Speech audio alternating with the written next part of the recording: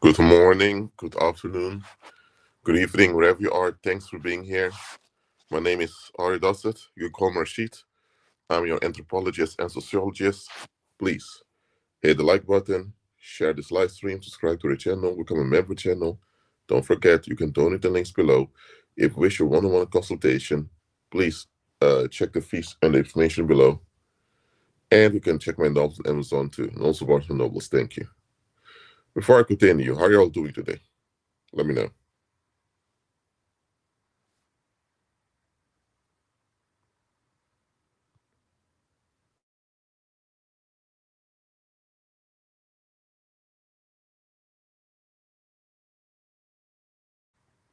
All right.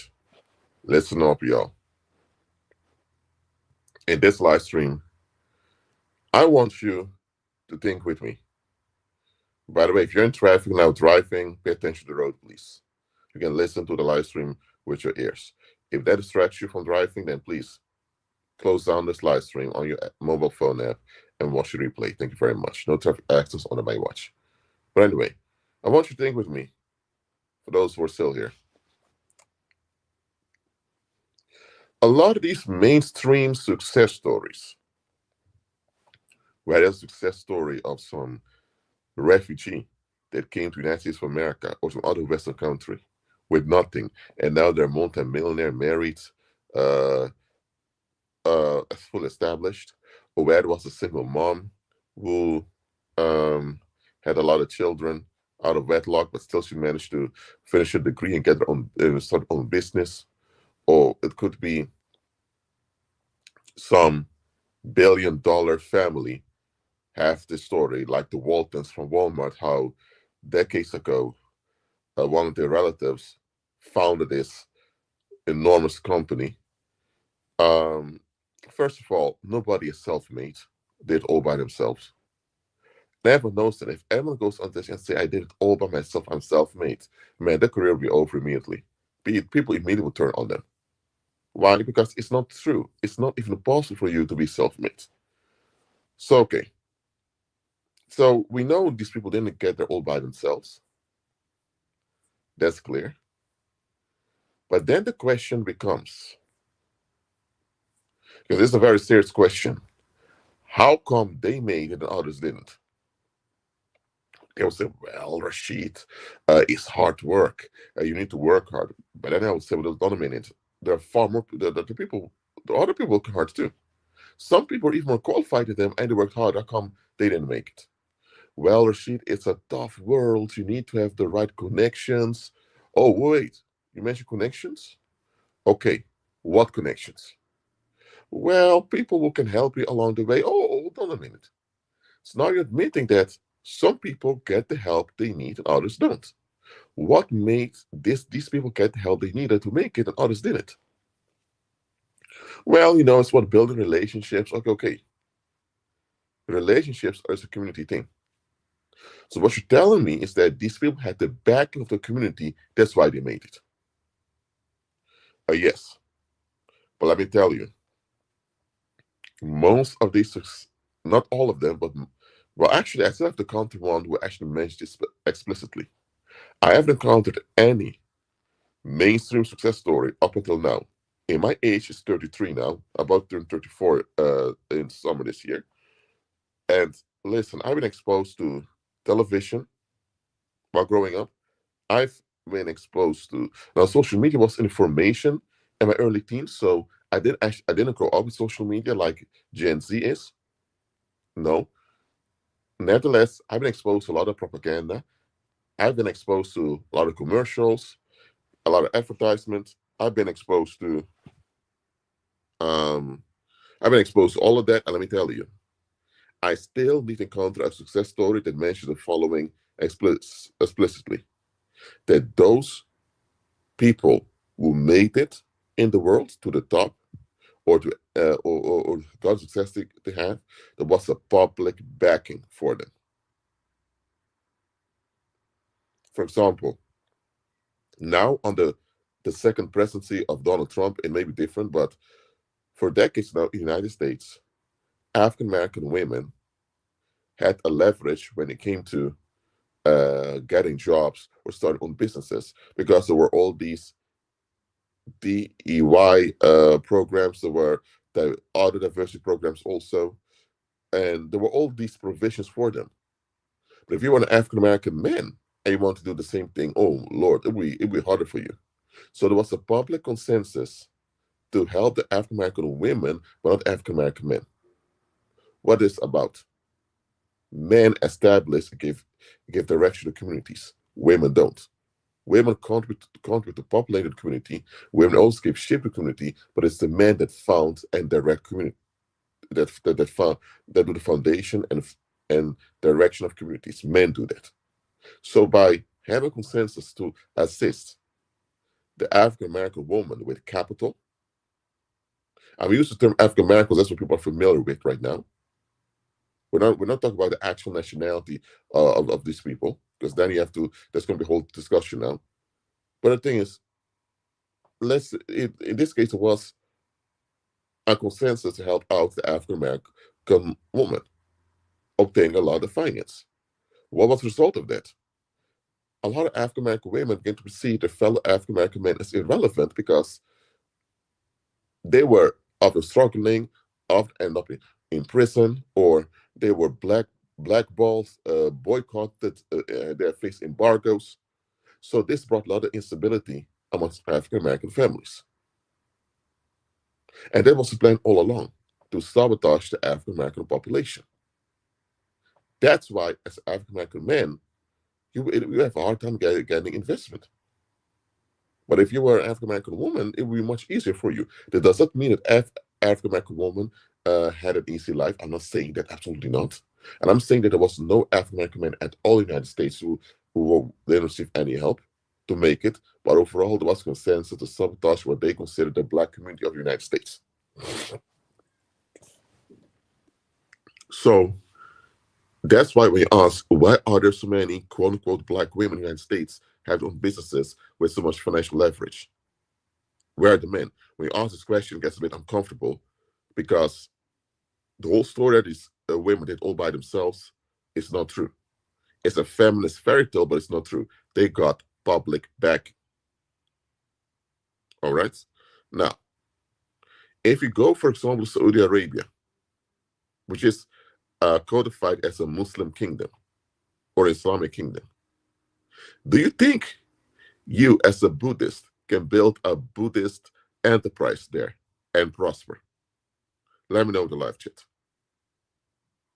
Let me know in the live chat right now. What do you think?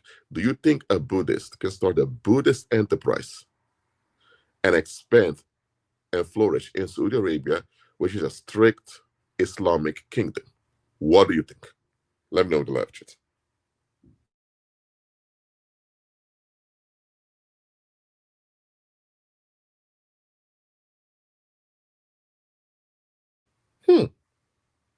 Maria says no. What do you think? No, Maria. Why do you think it wouldn't work?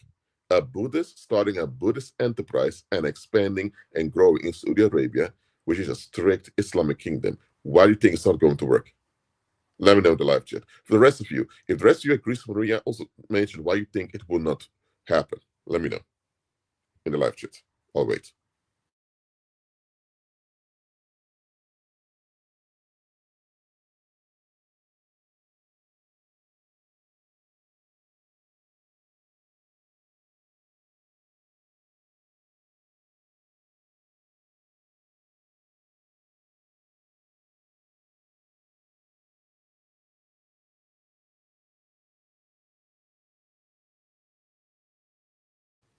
Mm-hmm. Okay.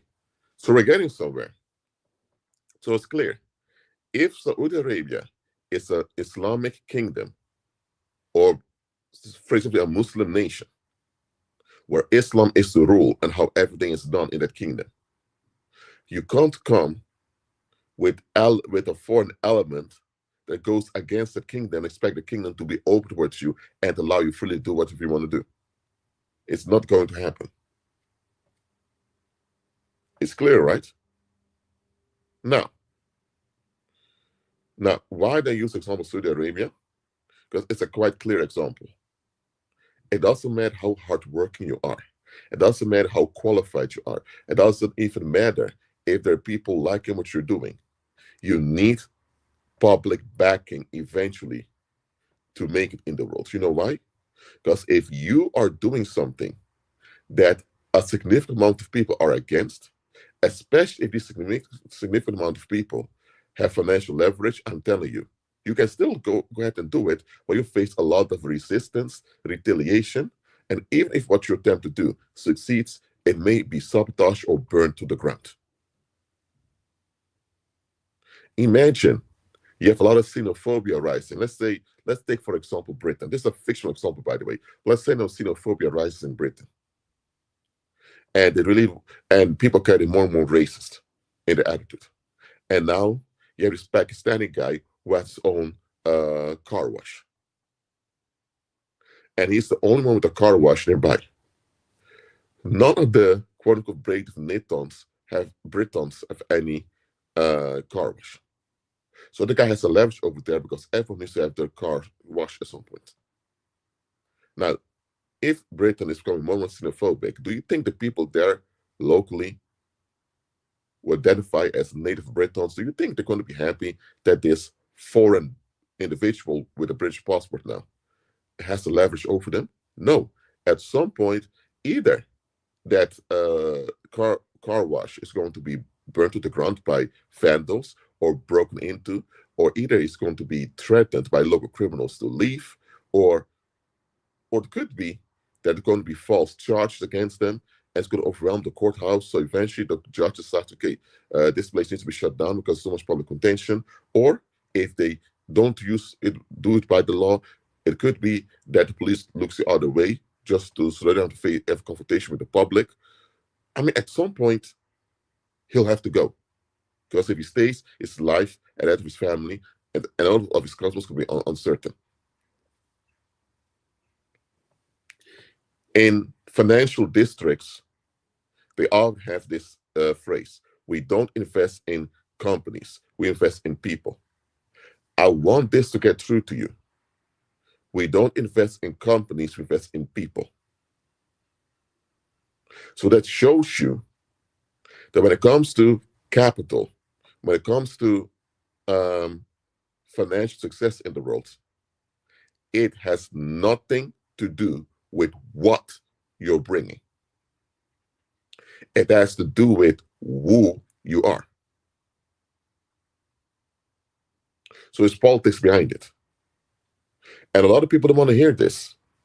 That when it comes to financial success in the world, there's a political dimension behind it.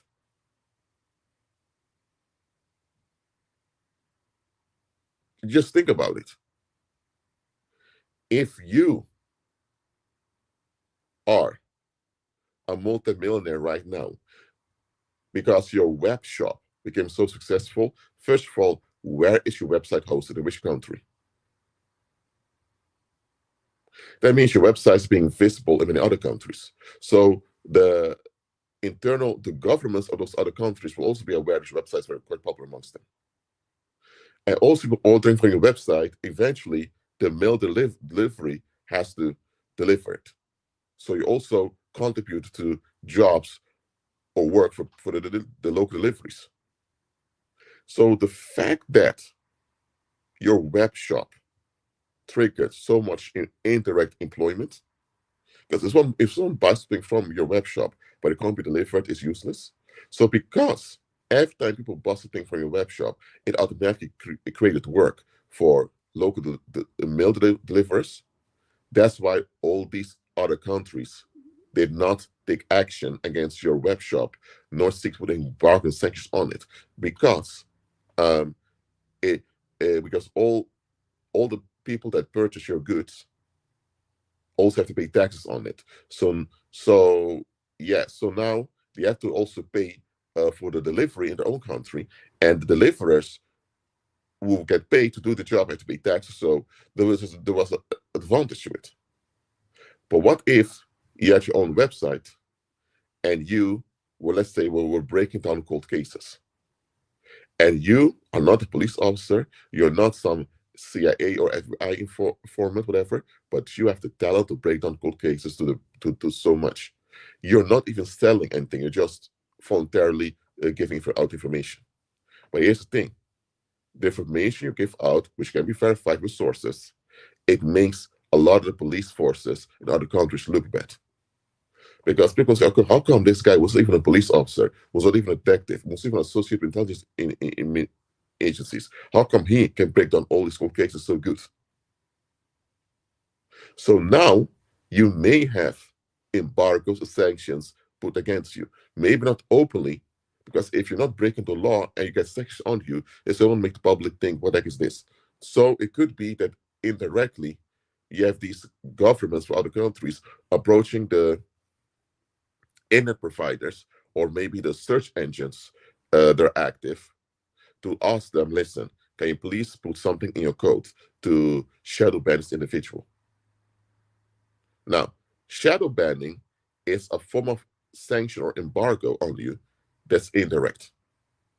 For example, there was this believer who posted something on Instagram, just a piece of documentary, and he got a message from Instagram saying, we limited the reach of your post because it goes against the community guidelines. So this just told them, your post is there, but not many people going to see it. So that means that even things like going viral on the internet, it isn't just because you've written a catchy title that a lot of people are going to click on it.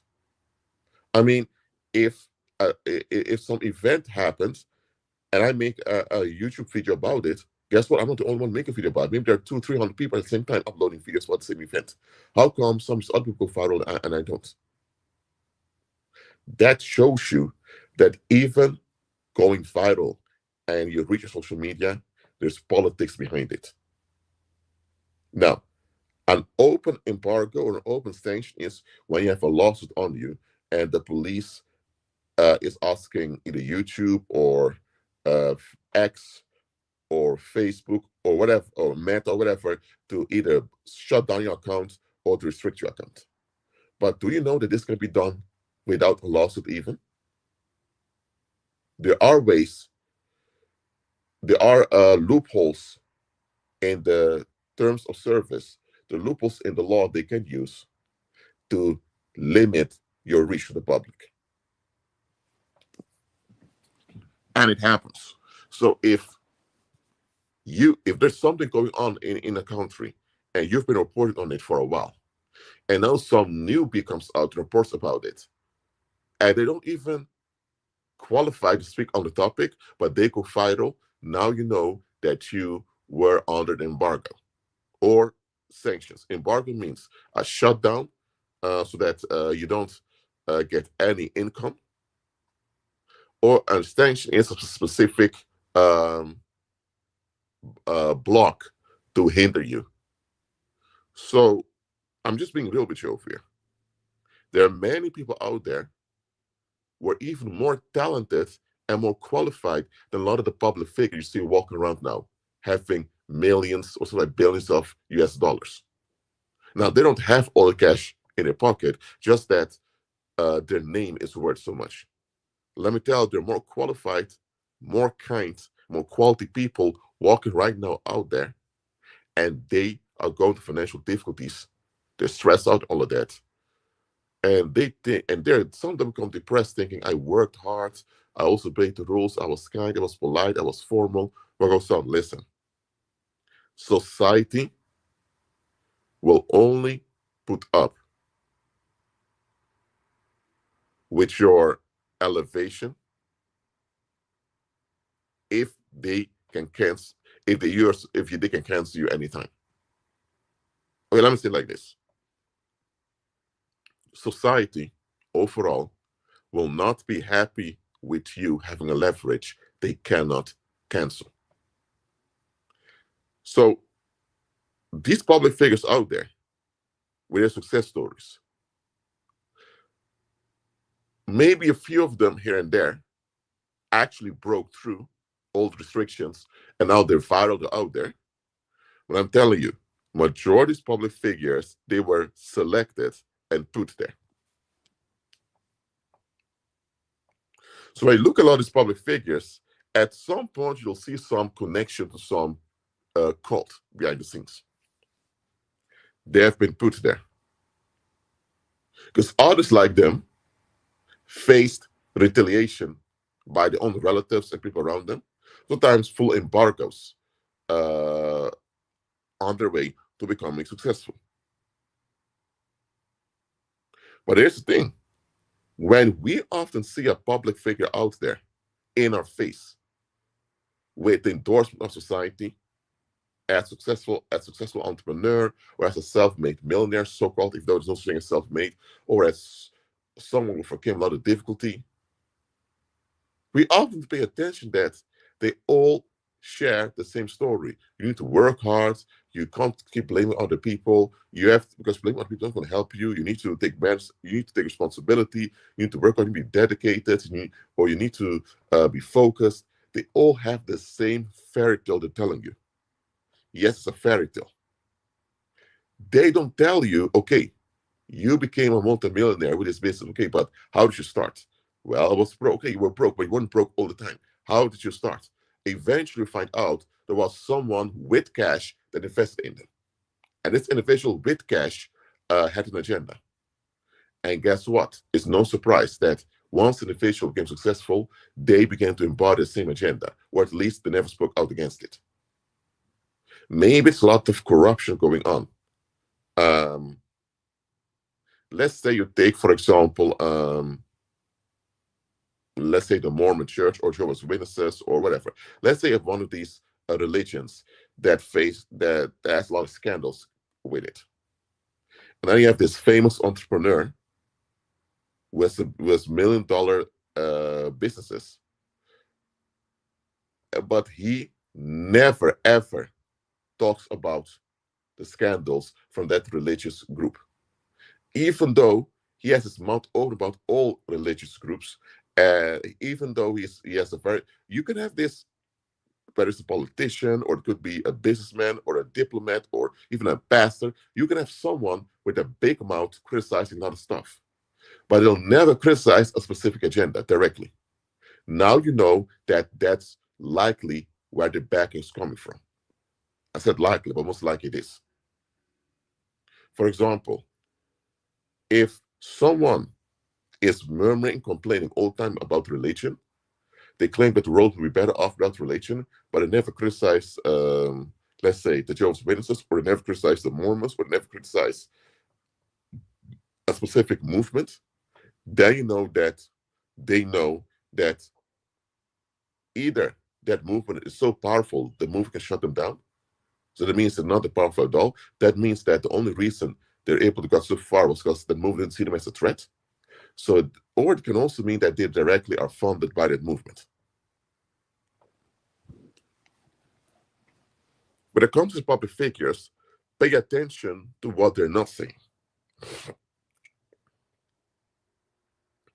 Look, here's another you need to consider. Let's say you have a multimillionaire and he has 80 million.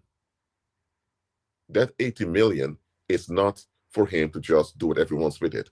He needs to invest it in his community. Okay? Let's say you have a guy from China, from the south of China. Okay? And he has $80 million in total hidden in the banks. Well, maybe he doesn't have a public bank, maybe it's a family office, but anyway, he has 80 million. And then you have this Chinese guy from the north coming to the south of China, and he needs $2 million to start his own business. Now, then you also have this guy from Japan that's in China, and the guy from Japan also needs $2 million to start his own business.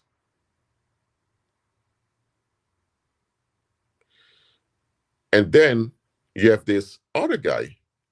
He's from Brazil, and he's a mixed indigenous with African.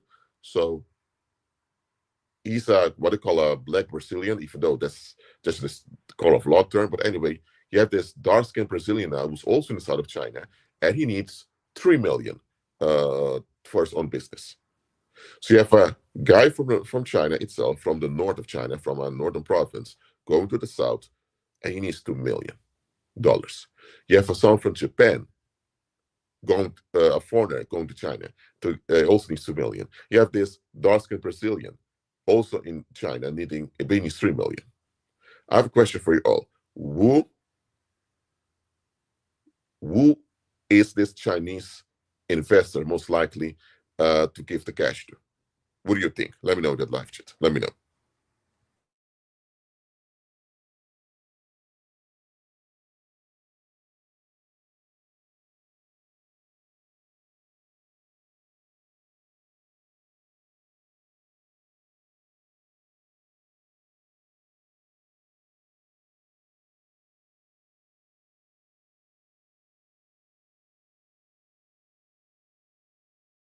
Mm-hmm.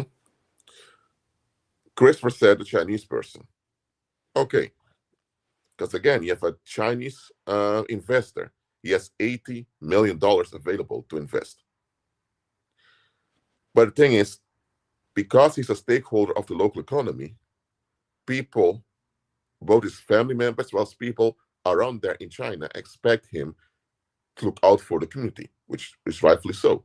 So if another Chinese individual from mainland China itself comes towards him for investment, it will be investment in the economy of mainland China. So indirectly, the locals there will still profit off of it too. So that they're going to feel included. If someone from Japan, even though the relationship between Japan and China has not been the best throughout history, is still an East Asian individual. And a lot of Japanese businesses are reliant on Chinese enterprises also for the international trade. So if he would give the $2 million to someone from Japan, the people may be maybe a bit upset, but you know what? At least it's related to us. But what if now he gives 3 million to this dark-skinned Brazilian who has no direct ties to China whatsoever? Now he has to explain to the public why he didn't make the investment. People are going to tell him, yo, Chen, let's say his name is Chen, you invested $3 million into this computer technician from Brazil. Bro, you have 2,000 IT graduates a year graduating in this province of China alone that we live in. Around 2,000 IT um, uh, people in IT graduate each year in this province alone. Why haven't you offered 3 million to any of them? Why this dark-skinned Brazilian? Now, if that Chinese investor cannot give a, a good explanation that the people would accept, he now is in trouble, because he's not going to have thousands. I mean, then he's going to have tens of thousands of angry locals murmuring against him. Now, if they don't physically attack him or anything like that, all these people are murmuring about you. It's caused a lot of tension in the Earth's atmosphere that will affect you. You're going to have a lot of psychic violence. You're going to face a lot of difficulties in life because of all this negativity emitted towards you. Apart from that, people will constantly murmur, complaining about him. So eventually, locals' reputation will go down. And once his reputation goes down, and he has a bad name now, because he has a bad name, a lot of people will be psychologically uncomfortable associated with him. So he's going to have business partners remove themselves from him. So he's going to miss out on business partnerships because an association with him is associated with a scandal. Namely, a lot of his own people don't want him. Eventually, his businesses may lose customers and clients. And before you know it, he will face bankruptcy. And not only that, his own relatives will turn on him. But because he has a bad name now, everyone associated with them will be a target. Maybe he even has relatives who blocked him on social media and broke all contact because they got hard questions at their jobs. Is it your uncle that invested 3 million into this Brazilian and neglects his own local Chinese people? So even his relatives became the target, and his relatives, some of them were even physically assaulted. So you see what I mean now? So that Chinese multimillionaire who has 80 million available to invest, he can't just go out there and say, whoa, man, you have a great idea, man. Oh, whoa, I see potential in your company. You want, let me just write you a check. He can't just do that out of the blue. Because if he does that without considering what the public wants, the public will turn on him. And most capital investors in the world today are not believers. They don't walk by faith, they don't have the protection of the Holy Spirit. So they're likely pagan, because if they're not pagan and they're not a believer, then they're puppets directly. But most of them are pagan and they use charms. But these charms are not waterproof against public rage. So the charms are limited, and the charms come with side effects, and the side effects themselves become liabilities can be used against them. So most capital investors in the world, they're not free. They're under public blackmail themselves. Now, could it happen that, for example, a Chinese invest millions into someone from Brazil or someone still not related to China? It is possible. Either he does it secretly, or at some point, whatever business he invested in will do imports from China, whatever. What I'm saying is, don't think that just because people have a lot of cash available to them, that suddenly they're free to do whatever they want. It's not true. It's a fairy tale. All right? So I want you to understand the following. If you live in China and you hear that one of your own people invested millions in some foreigner who never even visited your homeland, and you're there going to your job every day, paying taxes, paying rent, and all of that. But you have great ideas too. You have business plans, but no one would look at it. But here, this foreigner got millions by one of your own people. How's it going to make you feel? Is that going to motivate you to want to contribute to your own homeland? What do you think?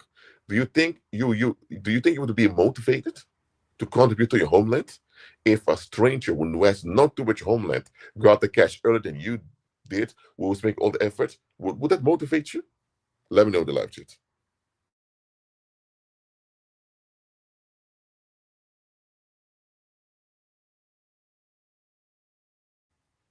So what if you have many quality people who simply give up and they become content with less because they realize that, hold on a minute, they're not into us anyway. It's not going to be good for the country.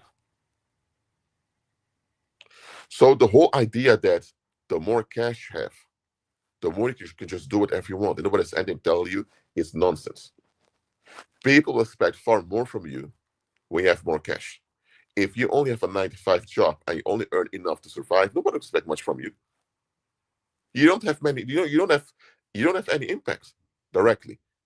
You are not okay. Depending on what type of job you have. If you're a mine worker, your impact is much lower than, for example, if you are a manager at the bank or whatever. But nevertheless, if the only thing you have is a 9 to 5 job and you only earn just above the minimum wage, and you can only survive, there's not much expected from you than to pay your taxes and to leave people alone. But let's say now um, you earn over 2 3 million a year. Let's say now you are a multimillionaire, even going towards billionaire. Do you seriously think that people are just going to be happy with you paying your taxes and and staying out of trouble? No, people are going to expect more from you, and rightfully so, because you have more impact on their lives. And because you have more impact on their lives, people want to make sure that your impact is not going to harm them. Now, that does not mean that they have a right to blackmail and all that. No, but nevertheless, it's correct. The more impact you have, the more people have to be aware of you, because if your impact is used the wrong way, or if you go rogue, that means they're going to be the ones at the end of the other side taking all the consequences. And nobody wants to be in a situation where they're taking bad outcomes caused by someone else. So the more cash you have in the world, the more the public will come after you and put pressure on you. Do you know there are people who broke through financially and later they regret the breaking through financially? They became depressed. And you would think, bro, how the heck are you depressed, man? You don't have to wake up every morning to go to work. You can't be evicted from your house because you bought your own house. You can't. You can catch an airplane anytime, go anywhere you want. I mean, we have all these options, y'all. Why are you so? Listen, it doesn't work like that. Fallen mankind has this disease of invidia. Invidia is what we call jealousy and envy. Fallen mankind has this psychological disease called invidia, which is jealousy and envy. So fallen mankind has this obsession to want to control one another. So if you only have a 9 to 5 job and you only have earn enough cash to survive, you're already under control. Because anytime you say or do something that others don't like, you may lose your job and you're homeless, you're starving. So people feel comfortable around you because you're controlled. But if you are someone with your own e-commerce website and you earn, you're not a millionaire, but you have enough that you can just move around like that, people can be more anxious with you because you don't know what you're about to do next, how it's going to affect them. If you have millions or even billions available to you, and there's no blackmail on you, you're completely clean, and you're the one with the leverage over people, and they have no choice but to put up with what you decide. You think people are going to be okay with that? Hell no, they will not be okay with that, y'all. Absolutely not. They're going to look for something on you, and if they can't find anything on you, they're going to turn on you. That's what fallen mankind is. Have you noticed that most of these public figures with all this financial leverage, that a lot of them, there's something wrong with them deeply? Either they're an alcoholic, or they addicted to drugs, or either they're sexually confused, or they may promote some Satanist agenda, or they may have some other scandal around them. Why is it that almost any public figure out there with financial leverage, there's some type of scandal around them or some type of liability that comes with them? Because the public feels at ease, they can look down on you somewhere. Yes, John is a multi-millionaire. He doesn't have to wake up every morning to go to work. He can just stay at home doing nothing. I have to wake up every morning to go to work. If I have to wake up and go to work, I can get homeless. But you know what?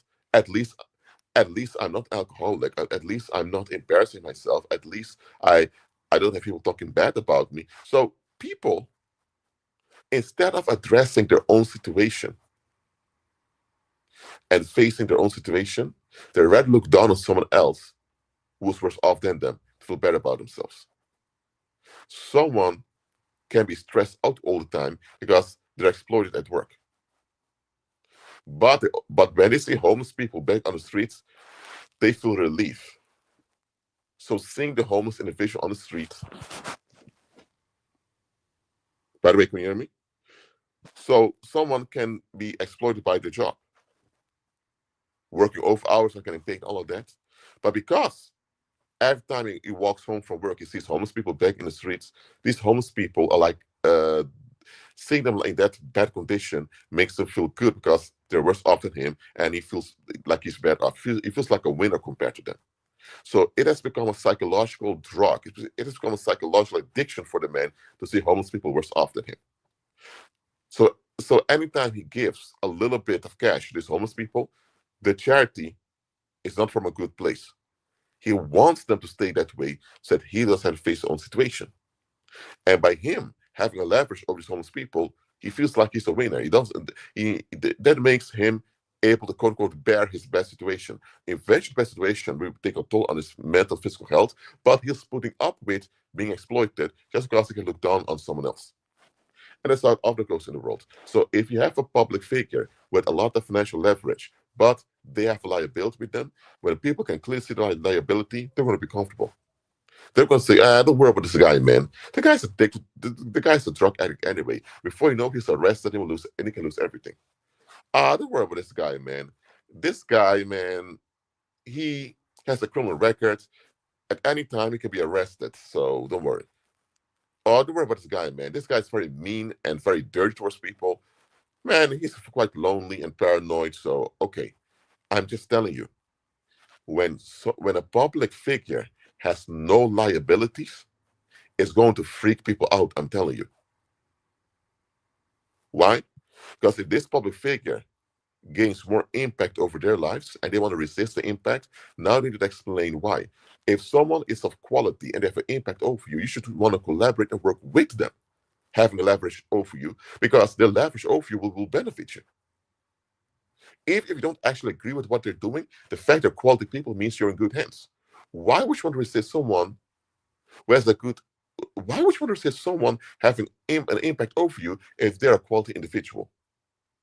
If someone is of quality, if someone is a quality individual with good intentions and they have the ability to exercise good intentions and you fall under their influence, whoa, you're in good company. Nobody in the right mind will resist that unless there's something wrong with you that you don't want someone else with a good influence that have leverage over you. There's something about you want to hide from others. You don't want something to hide. But if you see someone gaining leverage over you and he has a liability, at some point you can always call out liability and shut them up or use it against them. That's how it goes out there. That's why you have so many of these toxic people succeeding in the world. That's why. Because they are sanctioned by the pub. They're not sanctioned. That's the wrong word. They are, let me say like this. They may not be fully endorsed, but they are allowed by the public to continue smoothly. That's a better term. They're allowed. You can have a guy, you can have a musician that can play 5 instruments fluently. Just to give an example. You can have a musician that can play 5 instruments fluently. And then you have another guy who's playing the guitar, but he's not talented playing the guitar at all. And then plays the guitar, it goes wrong. But yeah, this guy with bad guitar skills, he's the one viral on Spotify, viral on Instagram. But the guy who can play 5 instruments, nobody even knows about it. It is as if it doesn't even exist. What goes on?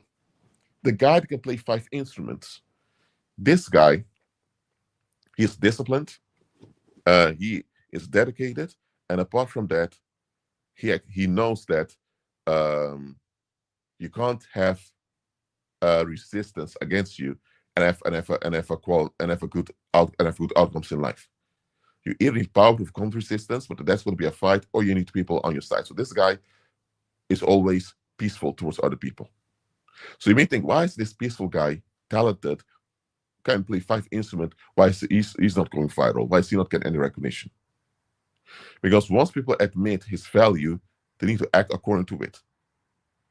So let's say now you have a lot of artists in the country who have record deals. And these artists, a lot of them are very poor in playing instruments, but they have record deals.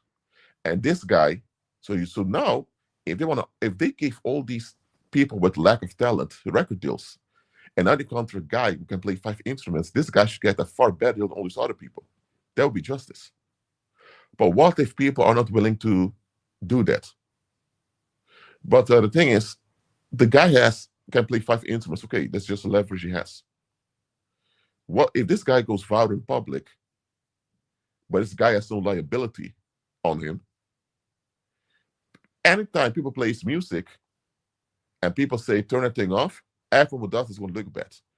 So how are you going to argue or complain about someone of good quality and there's no liability with them? Anytime you do that, you're going to expose yourself.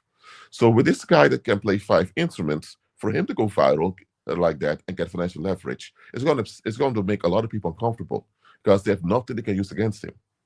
And let's say now this guy goes viral, and now a lot of people are quote unquote angry and pissed off because they hear his songs all the time on the radio. When all these people are fed up and they're embarrassed and humiliated because their complaints are not acted upon, they're going to take matters in their own hands. Some don't even care about going to prison. They are going to start resorting to physical violence.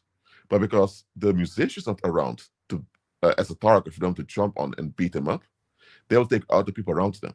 So now you're going to have a lot of people lose their mind over the country in a fiscally violent way.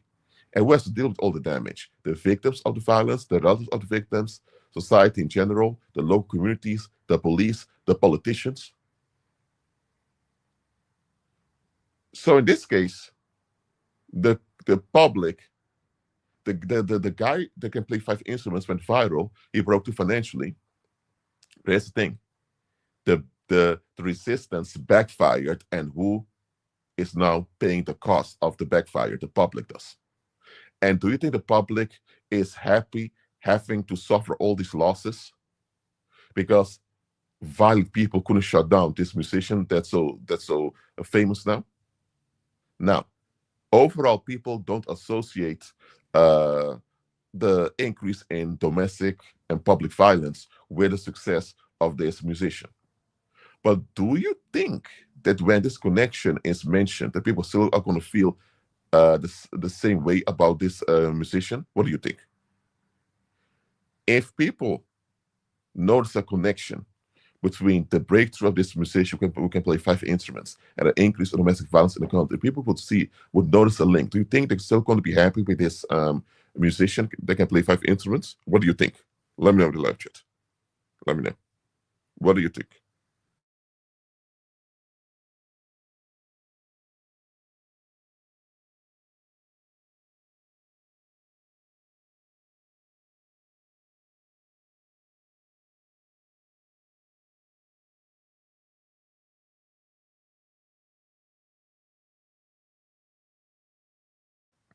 Nope, they would not. So suddenly everyone's going to blame him for everything, even though it's not his fault directly. They're still going to blame him because they're going to realize, indeed, if you never broke through, these people would never have been so irritated against you because you wouldn't have existed towards them. But now because you're there in their face, I mean, your influence is, and they can't take it out on you. They're going to take it out on the people around them. We have to deal with it. Instead of admitting that you have a lot of messed up people in their community, it's easier to just blame you for it. So now you are going to be blacklisted, you're going to be made a villain, and all of that. And everyone who helped you on your way to break through, all of them are going to be the targets too. Maybe you have a music director who offered you his studio to record your songs when you didn't have any cash.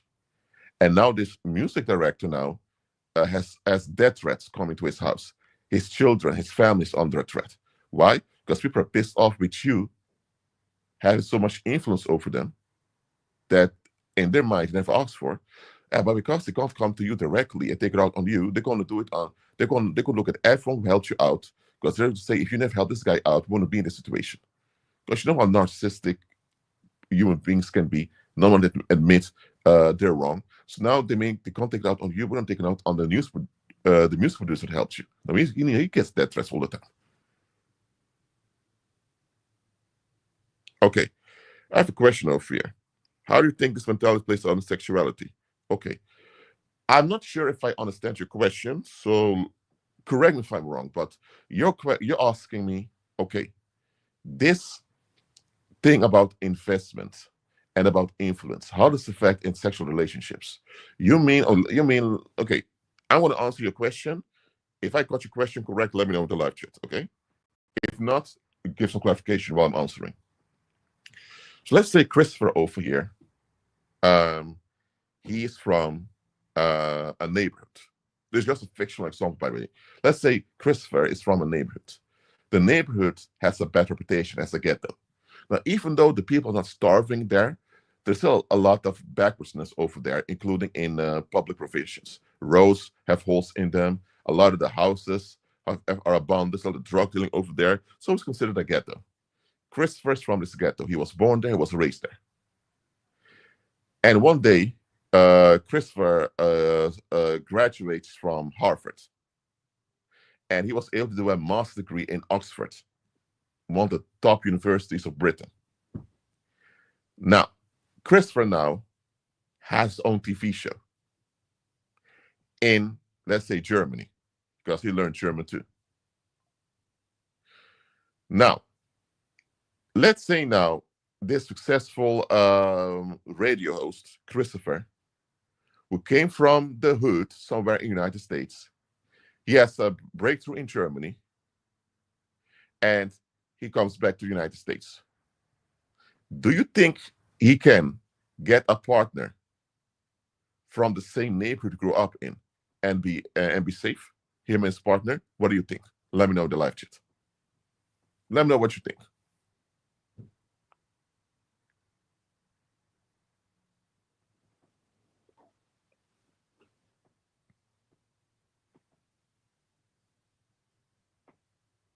Can he get away getting a partner from the same neighborhood he grew up in? Okay, another question. Do you think he can just marry or sexually involved with just anyone that consents with him? Do you think he can get away doing that without facing some backlash? What do you think? Let me know in the live chat.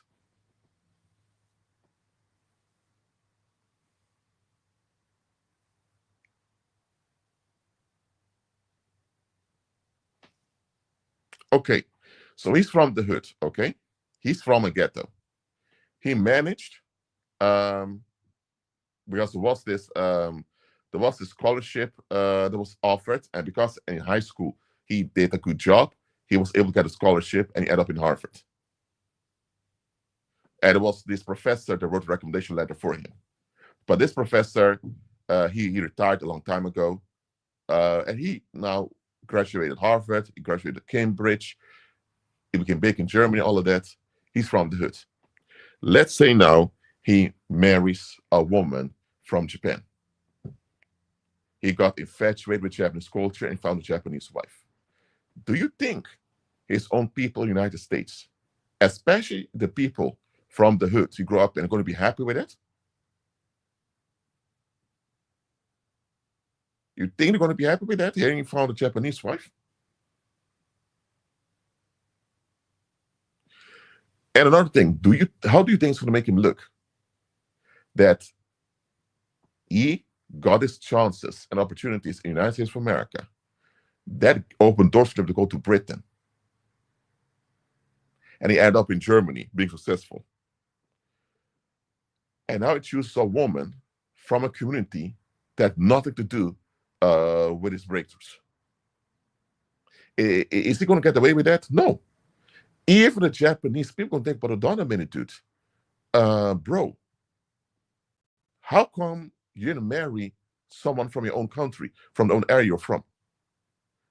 Or as a matter of fact, we don't mind you marrying one of our women over here. Don't worry about that. But how come you're willing to invest in Japan, but you're not investing in your own country, in your own neighborhood? The Japanese are going to think, hold on a minute. Yeah, the Japanese are going to get very uncomfortable with you, thinking, what's wrong with you? Are you a fugitive? Are you a felon on the run? Or what is it that it seems like you just can't invest in your own people? Because let me tell you, a Japanese individual, that's how the people are raised there culturally. Now, there may be exceptions, but the general Japanese people, once they break through financially, they know that the main reason why they broke through is because historically his Japanese ancestors improved the reputation of Japan. Because as a human being, you're judged by the community you're associated with or the group you're associated with. Now, Japan used to have a bad reputation in the colonial era. Eventually, Japan got humiliated when it had to force the ports open to the United States. So they realized we need to improve our reputation. So Japan modernized miraculously. And since then, since the major restoration of the 19th century, Japan has been one of the top nations in the world. So now when you appear anywhere with a Japanese passport, you look Japanese, people kind of treat you with some type of decency because of the reputation of Japan. So any Japanese individual knows that the reason why they succeeded was Japan has a good reputation. So they know without the good reputation of Japan that his ancestors worked hard for, it wouldn't have been accepted in many of these foreign universities. It wouldn't even gotten many of these business deals. Because the Japanese individual knows very well that if he was born as someone from what they consider a third world country in Latin America or Africa, and he would attempt the same thing, he would either not make it or he would be sabotaged. So that guy knows very well without Japan's reputation wouldn't have gone so far. So that Japanese individual will likely choose a Japanese wife, and they'll make sure the Japanese people will benefit of his breakthrough, because he knows without it what it's been so far.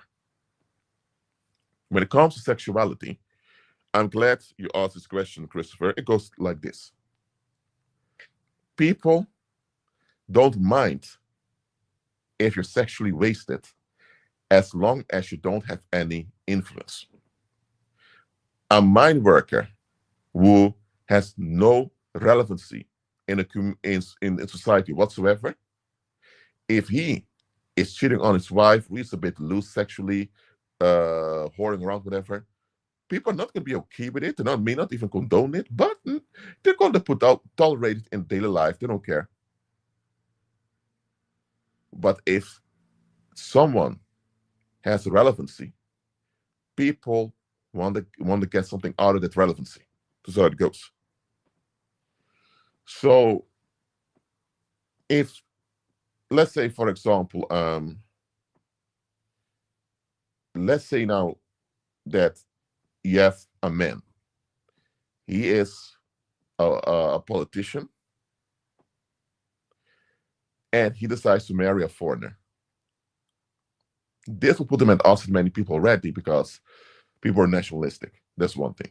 But let's say now he marries a foreigner, and the foreigner is from a worse condition than he is. People may put up with that because they think, well, he married a poor wife from the Philippines, for example. He likely couldn't, it wasn't manly enough to get a wife locally. None of the women here want him, so he gets a wife overseas. Man, at least that foreign wife is still with him. People may get along with that. What if this politician marries into a wealthy Asian family or a wealthy African family? You think people are still going to be comfortable with it? They would think, hold on a minute. So he married this woman from this wealthy tribe there in Asia or then in Africa. That means he has financial access to all those resources. That means this guy is not just a common politician over here. This guy has foreign influence he can use here in our own country. Now even the police will look at you to find out what goes on with you. You'll be on investigation now. What I'm saying is that a lot of these public figures out there, they fake like, oh, we have the cash, we have the success, we can do what we want. No, they're not. Absolutely not.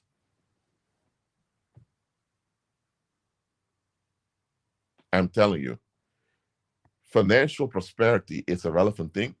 Financial leverage is important too, but it does not guarantee everything. For you to break through in this world, you need a backup. You hear me?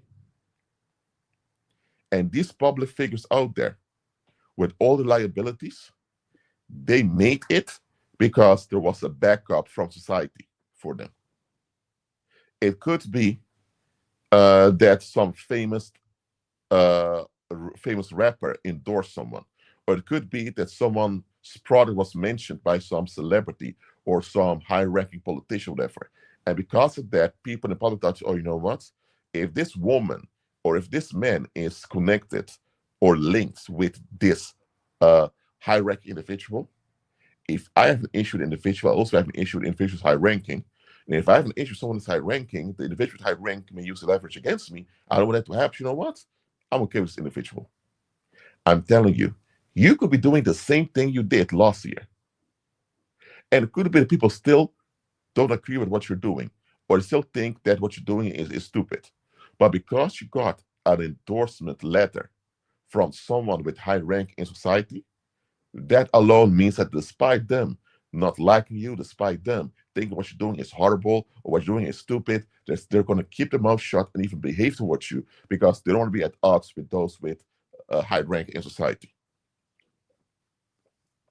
In some cases, a letter of endorsement or just a social media public endorsement weighs more than all your qualifications. You can go to the bank and say you need 50,000 to make a movie, and you qualify for the grant, but the government and the bank, none of them want to give you the grant. They're quite hesitant. But then there is this soap opera celebrity who mentioned you in an Instagram post. This celebrity has over 1 million people following them on Instagram, and a celebrity tags you in one, highlights you on the Instagram post. Well, once the bank sees this, they think, oh, you're now associated with the famous individual. So that means that you're going to get some of that fame too. And you know what? 50,000, let's make it 1 million. That's how it goes. So I want you to ask yourself the following question about any public individual with leverage. Where's the backup? Repeat this question in the live chat. Where is their backup? Anyone out there with financial leverage, with public leverage as a public figure, or even if they're not public in your face, maybe they are behind the scenes, individual financial leverage, all of that. Ask yourself, where is their backup? You don't get anywhere in this world without the backup. So let me tell you, without the backup, people will be more comfortable stealing from you, hurting you, injuring you, killing you, or shutting you down. Let's say you're in Colombia and you have gangs extorting shops over there, but there's one shop you always avoid. Let's say you have a mall over there with 50 shops in the street, and you have the local gangs extorting. The criminals are extorting the shop owners that they need to pay them protection money. If they don't, they vandalize their business or kidnap one of the children, whatever. So anyway, the gangs are threatening to kidnap the relatives, sometimes children even, of the shop owners, or even to burn down their shop and to assault them and all that.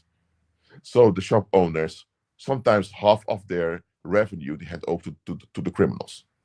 But there's one shop that every criminal walks by. They don't even touch that shop. What are you going to think about the situation? Let me know in the live chat. What are you thinking about the situation?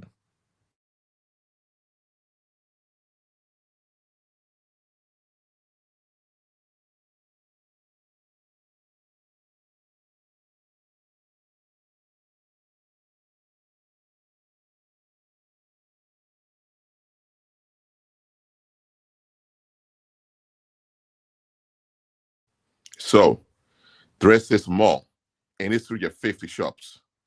Every shop owner is harassed by the criminals. They have to pay. They are extorted. The threat if they don't pay the quote unquote protection money, that some of the children may be harmed or the shops will be burned down, whatever. Anyway, none of the shop keepers or shop owners want to go through danger to their relatives or being beaten up or the shop being burned down. So they just pay the cash that the criminals want. But there's one shop amongst the 50 that none of the criminals even dare to touch, not even go near. What do you think? What do you think was on over here? Let me know in the live chat. I'll wait for 1 minute for your answers.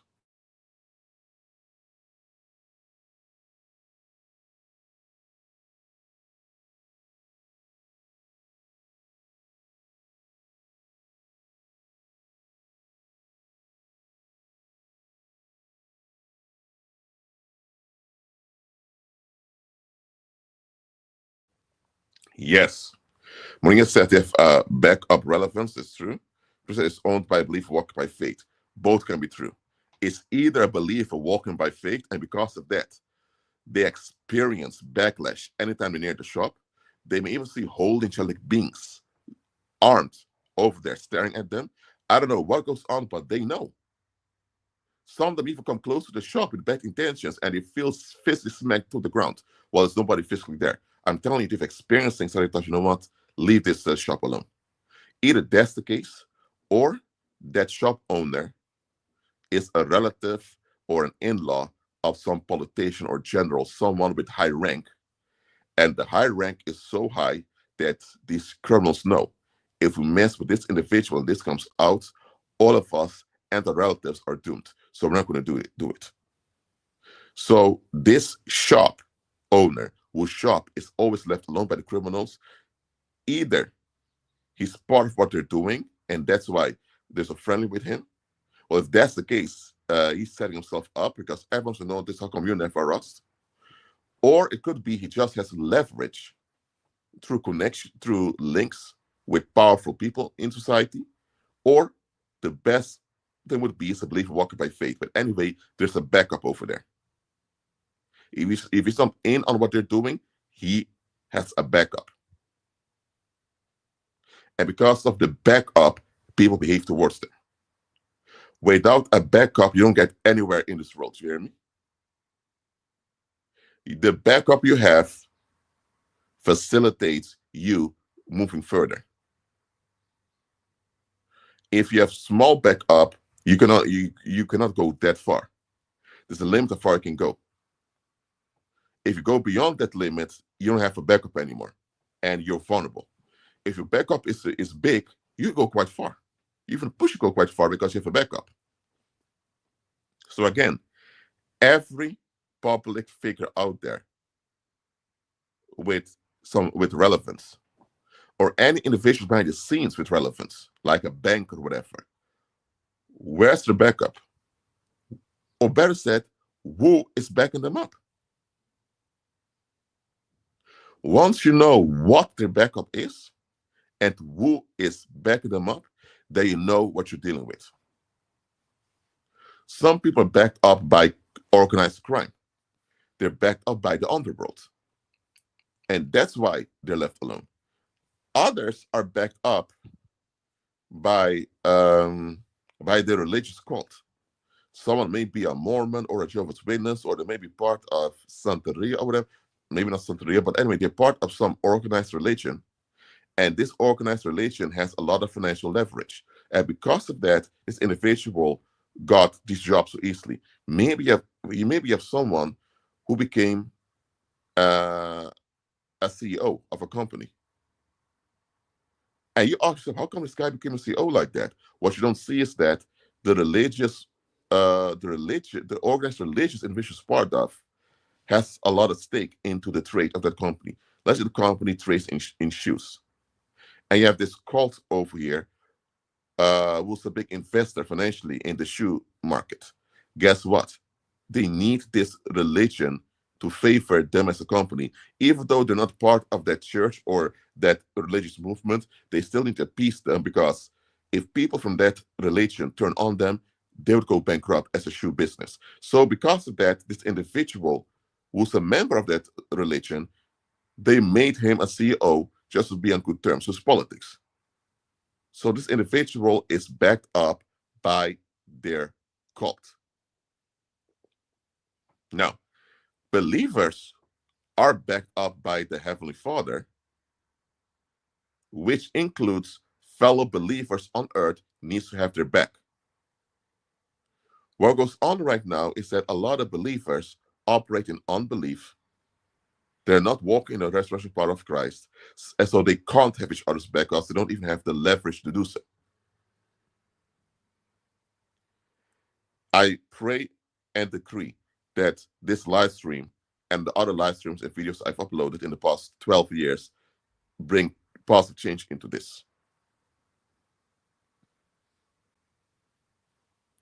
Listen, even on social media, people that visit your social media profile, if you have any, they unconsciously, they don't do this on purpose unless they are a police officer or a CIA agent or FBI officer, whatever. I'm just telling you, when people look at your social media, unconsciously they look for where's your backup.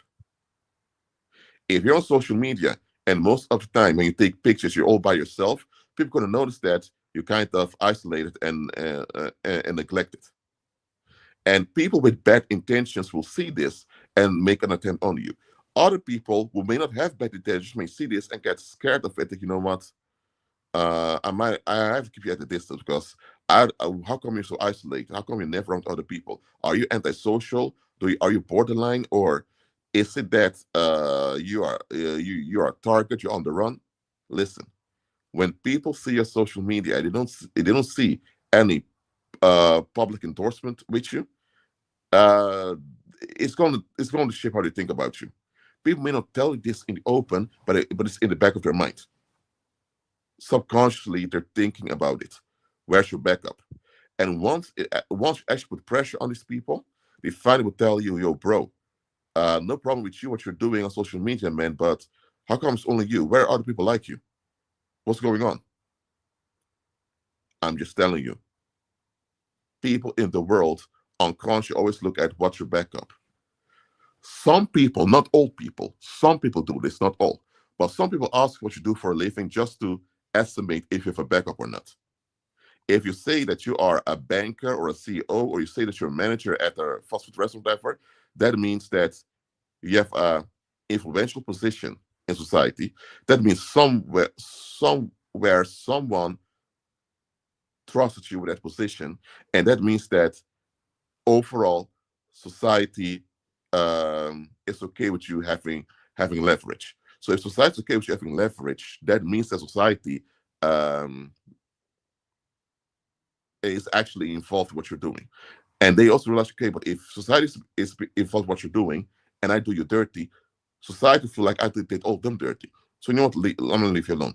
But if you tell me you're a cleaner or something else with a low rank, people can realize, you're just a cleaner. You can be replaced at any time. So if I have a fallout with you, it's not going to backfire on me.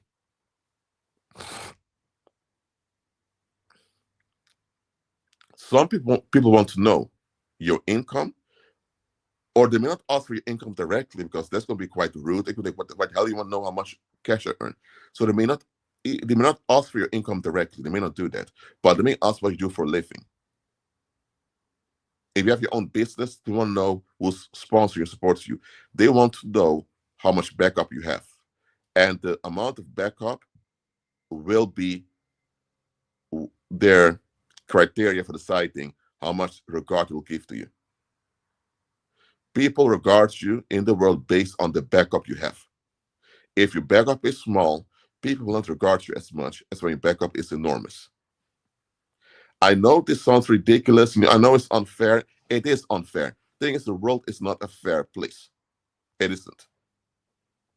You are regarded based on the backup you have. If your backup is strong and applicable enough, people will they'll be very cautious how they're treating you.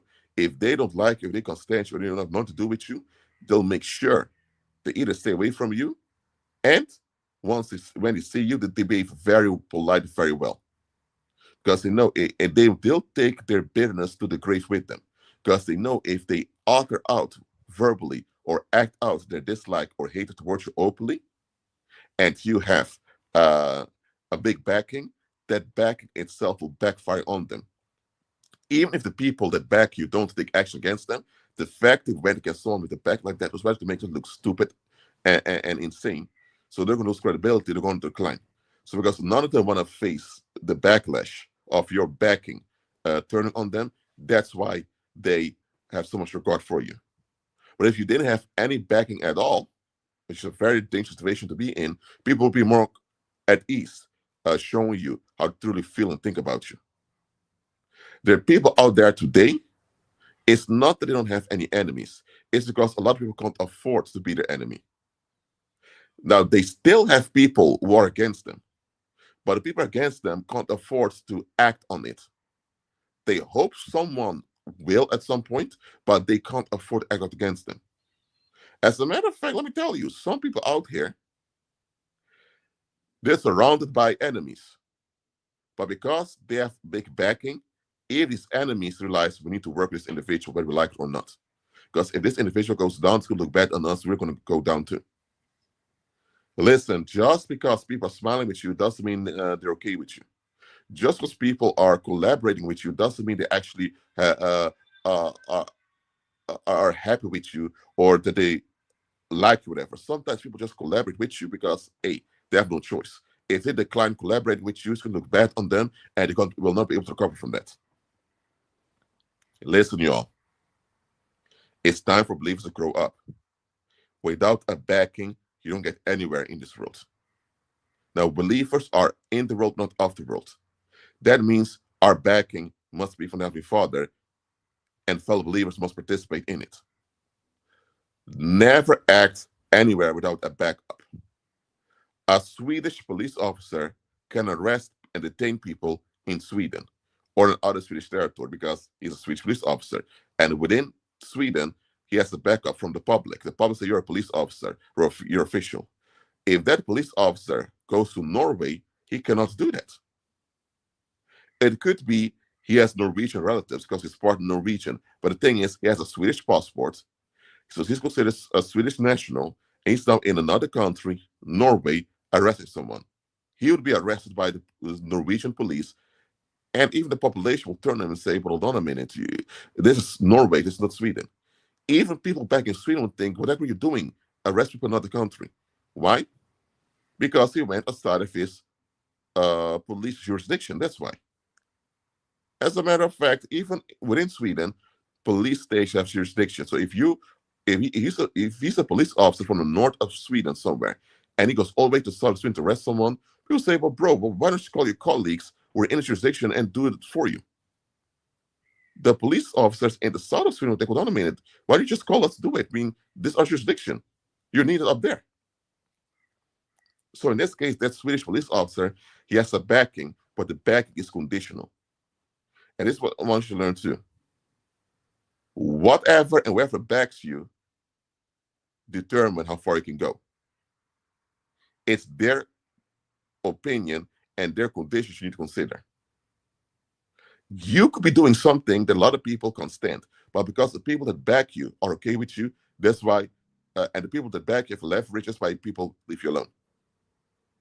So what I'm saying is that how other people think about you matters, but it also determines who other people think about you. If you're going to China because you want to trade in China, and the Chinese people from China themselves think low of you, well, that's a problem. But if it's Chinese people from the Chinese diaspora think low of you, well, it may affect you in China to some extent, but you're not hit by it that much. If you are about to enter, if you're about to enter a competition for, let's say, as an artist, it's how the jury thinks of you that matters, because they're the ones deciding when you can win the prize or not.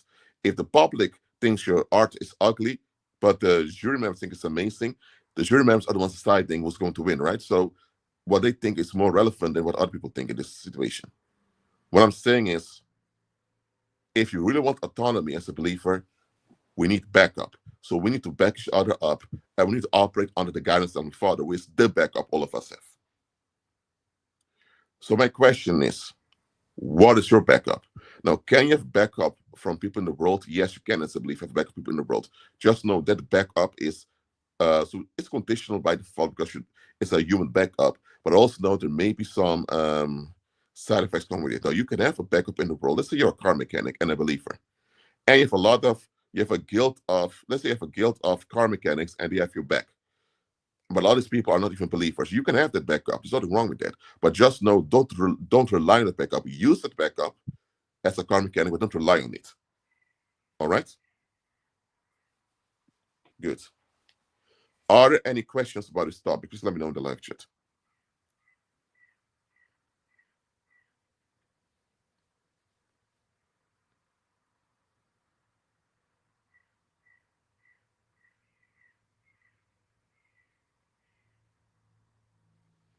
God is good. If there's no other question, thanks for being here. Just watch this live stream, subscribe to the channel, comment for the channel. You can check my notes on Amazon and Barnes & Noble also. If you wish a one-on-one consultation, check the fees and the conditions below in the description box. And don't forget, send your donations in links below. Okay, you can go through PayPal or to my bank directly. Thanks very much for your donation and contribution. Keep it in Christ, be at peace, and I'll see you in my next live stream. Shalom.